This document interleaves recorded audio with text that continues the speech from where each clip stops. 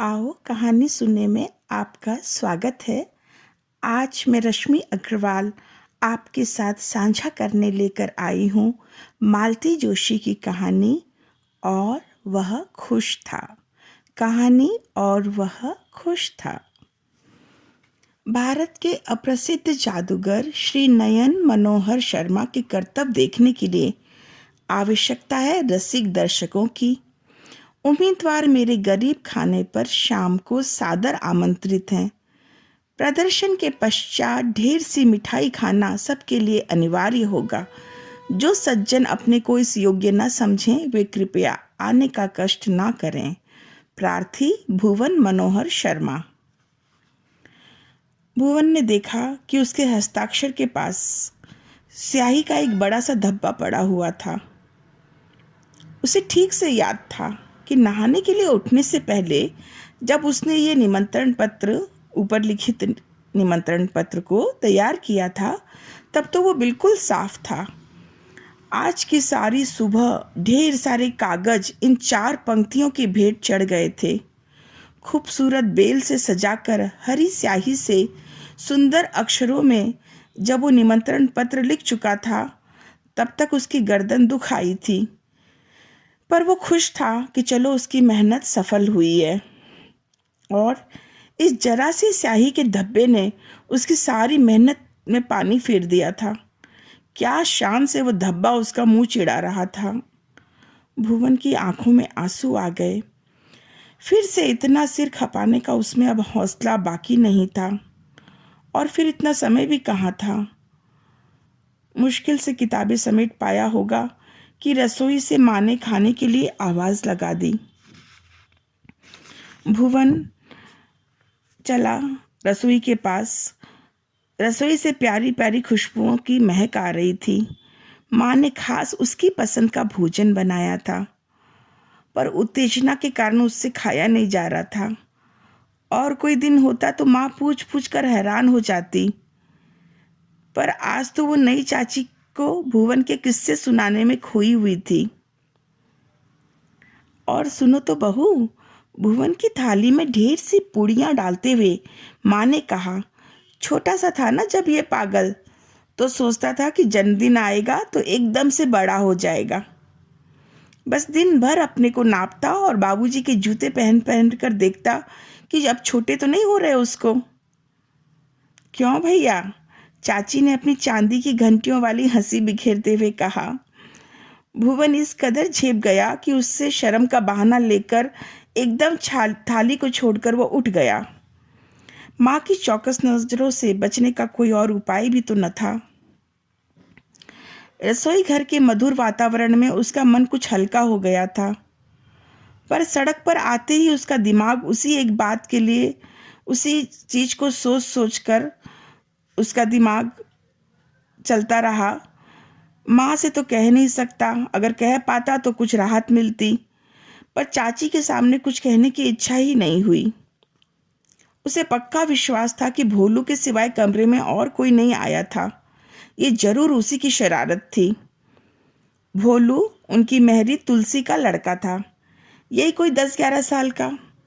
बचपन से ही घर में आना जाना था, पर 8-10 साल माह पहले उसके पिताजी का हाथ मशीन के चपेट में आ गया था। भुवन की माँ ने तरस खाकर उसे ही अपने घर ऊपर के कामों के लिए रख लिया था, लेकिन नौकर होते ही भोलू में एक अजीब सा परिवर्तन आ गया था। उसके चेहरे का भोलापन एकदम गायब हो गया था। अपने होठ सख्ती से भींचे हुए वह न जाने क्या सोचता रहता था। वैसे और लोगों को उससे शिकायत का कोई मौका उसने कभी नहीं दिया, पर भुवन उससे बहुत तंग आ गया था। अक्सर वो झाड़ू लगाने के बहाने उसके करीने से रखी पुस्तकें उतार देता, बिस्तर साफ करने के बहाने पेन या पेंसिल गिरा देता। ये सब उसका रोज का काम था। उसकी साइकिल लेकर बाहर बाजार जाता तो देर करके लौटता और भुवन को पैदल स्कूल जाना पड़ता। दरवाजे पर जब भुवन अपने दोस्तों के साथ गप लड़ा रहा होता, उसी समय भोलू को झाड़ू लगाने या छिड़काव करने का मूड होता। भुवन बुरी तरह झुंझला जाता। कई बार तो माँ से शिकायत कर देता। माँ कभी कभार एक हल्की सी डांट भोलू को लगा देती, जिसे वो बेशर्मी से पी जाता। एक दिन स्कूल के लिए भुवन तैयार हो रहा था। भोलू महाशय ने धीरे से साइकिल की हवा निकाल दी। उसके दुर्भाग्य से पिताजी ने उस दिन उसे देख लिया। उन्होंने तो कान पकड़कर उसे घुड़क भर दिया, पर तुलसी ने उसकी वो धुनाई की कि भुवन भी सहम कर रह गया। घर का अकेला और सबसे छोटा होने के कारण भुवन के हिस्से में लाड़ प्यार ही अधिक आया था। दोनों बहनों की शादी के बाद तो माँ बाप ने उसे कभी डांटा तक न था। फिर भोलू का उसे तंग करना वो कैसे सह लेते। पर उस दिन की पिटाई के बाद दहशत के कारण भुवन ने फिर भोलू की शिकायत भी करना छोड़ दिया था, और माँ ने समझ लिया था कि सजा मिलने के बाद भोलू ने शैतानी छोड़ दी है। पर बात ऐसी थी नहीं। शैतानी तो वो अब भी करता था, पर इस खूबी से कि पकड़ाई में ना आए। जब भुवन रेडियो सुनता होता तो वो कुछ इस जोर जोर से मसाला पीसता या कपड़े कूटता कि भुवन को एक शब्द भी सुनाई न देता। प्रेस किए कपड़ों में जरा सी सलवटें दे देता, किताब में रखे हुए निशान बदल देता, इस कॉपी में रखा पेन उस कॉपी में रख देता। ये कुछ ऐसी शरारतें थी कि भुवन दांत पीस कर रह जाता, पर कुछ कह नहीं पाता था। इन्हीं विचारों में खोया खोया भुवन कब स्कूल पहुंच गया उसे पता ही न चला। दोस्तों की भीड़ में वो अपने मन की कड़वाहट भूल गया। कक्षा का दरवाज़ा बंद करके खूबसूरत अक्षरों में उसने बोर्ड पर अपना वो अनूठा निमंत्रण पत्र लिखा।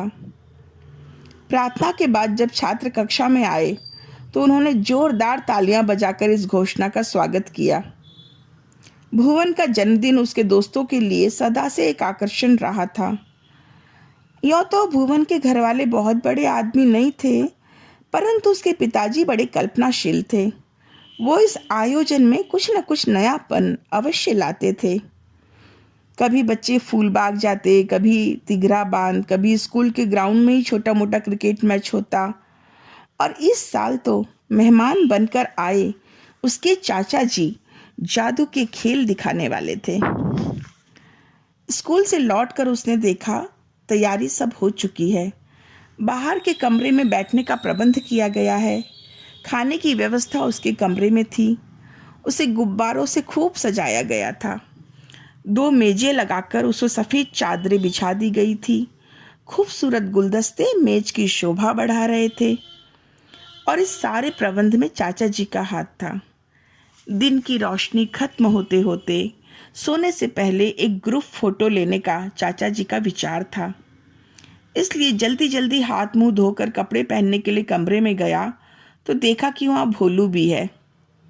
प्लेटें पोंछते पोंछते उसके हाथ रुक से गए हैं, और वो एक टक कमरे की सजावट को देख रहा है।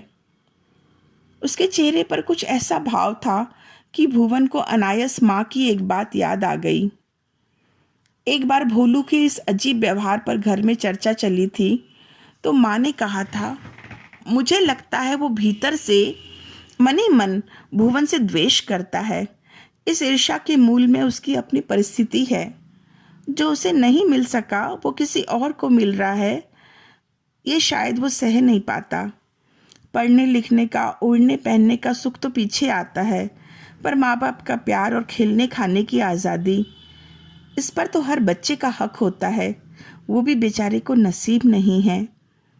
तुलसी भी हर वक्त उसे कोसती रहती है।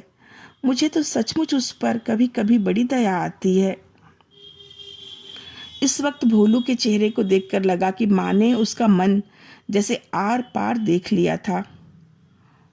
भुवन की आहट से भोलू चौंक गया और फिर से अपने काम में लग गया। अपने नए कपड़े निकालते हुए उसने देखा उसका ही एक पुराना जोड़ा भोलू पहने हुए है, जिसमें तुलसी ने 2-4 पेबंद और लगा दिए हैं। कपड़ों की जिंदगी शायद उससे बढ़ गई हो, पर पहनने वाला कितना छोटा हो गया था। पता नहीं क्या सोचकर उसने पुराने कपड़ों का ट्रंक खोला। पुराने कपड़े इकट्ठे कर कर अक्सर उस माँ उनसे बर्तन खरीद लिया करती थी। उन्हीं में से एक पजामा और एक कमीज निकालकर उसने भोलू से कहा, भोलू जा, झटपट हाथ मुंह धोकर ये कपड़े पहन कर आ। बाथरूम में देखना मेरा पुराना कंघा भी रखा है, जरा बाल भी ठीक कर ले और जल्दी आना, नहीं तो सूरज डूब जाएगा और तेरी तस्वीर नहीं खींची पाएंगी। भोलू जैसे पंख लगाकर कमरे से भागा। भुवन भी झटपट तैयार होकर बाहर आया और मित्रों के स्वागत के लिए खड़ा हो गया। मित्र एक एक करके आते जा रहे थे। 6 बजने में जब कुछ ही मिनट रह गए, चाचा जी ने ग्रुप फोटो के लिए सबको बुलाया। तभी सबने देखा भोलू अपने नए कपड़ों में लजाते चले आ रहे हैं। कपड़े कुछ बड़े पड़ गए थे, सिर पे तेल भी ज़रूरत से ज़्यादा था, पर उसके चेहरे की ताजगी बता रही थी कि वो हाथ मुंह धोकर नहीं, नहा धोकर आया है। उस शाम का कार्यक्रम बड़ा ज़ोरदार रहा। चाचा जी का जादू, पिताजी का आतिथ्य, माँ और चाची की बनाई हुई मिठाइयाँ, सभी कुछ इतना अनुपम था कि लौटते हुए हर बच्चे के चेहरे पर तृप्ति की मुस्कान थी। और सबसे ज़्यादा खुश था भोलू। आज उसने भुवन के दोस्तों के साथ फ़ोटो खिंचवाई थी। भुवन ने अपने पास बैठाकर जादू के खेल उसे समझाए थे। दोस्तों के सामने उसके गाने की खूब तारीफ भी की थी। इस खुशी ने उसमें ऐसी फुर्ती भर दी थी कि आश्चर्य होता था। रात को थक कर जब सब लोग जल्दी ही सोने चले गए, सिर्फ माँ ठाकुर जी के सामने बैठी थी। शायद अपने बेटे के लिए संसार की सारी खुशियाँ मांग रही थी। हाथ जोड़े हुए उनकी ध्यानस्थ मुद्रा भुवन को इतनी प्यारी लगी कि धीरे से वो उनके पीछे जाकर बैठ गया और अपने दोनों हाथ उसने माँ के गले में डाल दिए। क्या है रे? माँ ने चौंक कर स्नेह से भीगे स्वर में पूछा। कहीं कोई शैतानी करके तो नहीं आ रहा है? भुवन को हंसी आ गई। बचपन में शरारतें करने के बाद माँ के दरबार में पेश होने का उसका यही तरीका था। माँ, आज मेरे हाथ से एक नुकसान हो गया। मैंने भोलू को एक जोड़े कपड़े दे दिए, तुमसे बिना पूछे। नाराज़ तो नहीं हुई ना? नाराज़ होंगी अगर मैं ये जानता तो उसे दे सकता था क्या? पागल हुआ है? और हाँ, इसमें नुकसान की क्या बात है? अरे मुश्किल से एक कटोरी आती, उसके मुकाबले तो भोलू की खुशी ज़्यादा बड़ी है। लेकिन माँ, ये एक जोड़ी कपड़ों की खुशी कितने दिन चलेगी? उससे किसी की ज़िंदगी पार नहीं हो सकती। क्या कह रहा है तू? तू तो एकदम फिलोसोफर बनता जा रहा है। सच कह रहा हूँ माँ, आज मेरे मन में एक बात आ रही है। कहूँगा तो मजाक तो नहीं बनाओगी? अरे तू कह तो, माँ ने कहा। माँ, मैं सोचता हूँ कि आज के आयोजन में हम लोगों ने कितना खर्च कर डाला। इस पैसों से तो एक बच्चे की साल भर की पढ़ाई निकल सकती है। तो क्या भोलू की पढ़ाई के लिए सोच रहा है? पर इस समय तो उसके परिवार के लिए उसकी तनख्वाह ही ज़्यादा महत्व रखती है बेटा। भुवन ने उत्साह में भरकर कहा। तो मैं उसे रोज़ सुबह 1 घंटा पढ़ा दिया करूँगा। अगले महीने तू मुझे जेब खर्च मत देना, उसके लिए किताबें मंगवा देना। आज उसके लिए बड़ी ममता उमड़ रही है। आज शाम उसे जादू समझा रहा था ना, तब मैंने देखा माँ, उसमें सीखने की कितनी लगन है। इतनी जल्दी पिकअप कर लेता है कि। हाँ, लड़का तो जहीन है, पर तुम्हारी भी तो बोर्ड के इम्तिहान हैं, माँ ने याद दिलाया। भुवन ने अनुनय भरे स्वर में कहा। प्लीज़ माँ, रोको मत। अच्छी बातें मन में रोज़ नहीं उठा करती, और जब उठे तो उन पर फौरन अमल कर लेना चाहिए, ठीक है ना? भुवन ने पीछे मुड़कर देखा। पिताजी मुस्कुरा रहे थे, तो इसका मतलब था उन्होंने माँ बेटी की सारी बातें सुन ली थी। भुवन तो बुरी तरह झेप गया, पर माँ ने प्यार से उसे थपथपाते हुए कहा, देखो जी, अब हमारा बेटा सचमुच बड़ा हो गया है। सो तो देख ही रहा हूँ। हम लोगों के दिल में तो ये बात कभी नहीं उठी थी। देखो बेटा, तुम अपनी पढ़ाई डिस्टर्ब मत करो, मैं खुद उसे पढ़ा दिया करूँगा। माँ हंसकर बोली, हाँ, आपसे तो वो ज़रूर पढ़ेगा। क्यों?